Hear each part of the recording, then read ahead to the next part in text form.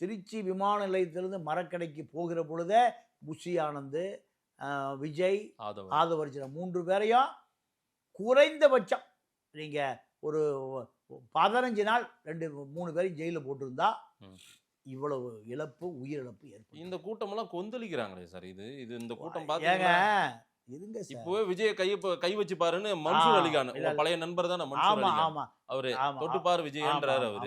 அவர் என்ன பண்ணுவாருன்னா எங்க கூட்டம் இருக்கு அங்க போய் நின்று ஒரு கட்டிங்க வாங்கிட்டு கிளம்பிடுவார். எங்க இப்போ எலெக்ஷன் நடக்கிற போது ஏசி சண்முகத்திட்ட ஒரு கட்டிங்க வாங்கிட்டு கிளம்பிடுவார். வேலுமணிகிட்ட போய் ஒரு கட்டிங்க இவர் தான் கட்டிங் மன்சூர் அலிகான். இவரெல்லாம் ஒரு ஆளு, இவரெல்லாம் ஒரு அரசியல்வாதி. ஏங்க அரசியலை கேவலப்படுத்துறீங்க?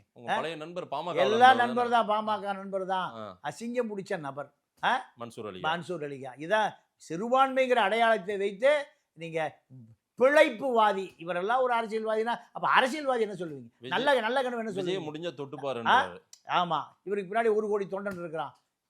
இந்த ஏதோ ஒரு நடிகை, ஒரு துணை நடிகை ஏதோ சர்மான்னு வரும், அதை தொட்டு பார்த்துட்டு எவ்வளோ நாள் ஜெயிலில் இருந்தால் எனக்கு தெரியும். ஒரு துணை நடிகையை தொட்டு பார்த்துட்டு சிறையில் கிடந்தார் ரொம்ப நாள்.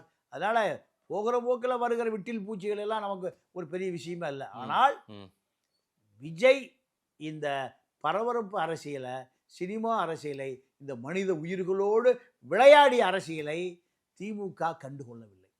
அதனுடைய விளைவு தான் இந்த 41 உயிர்.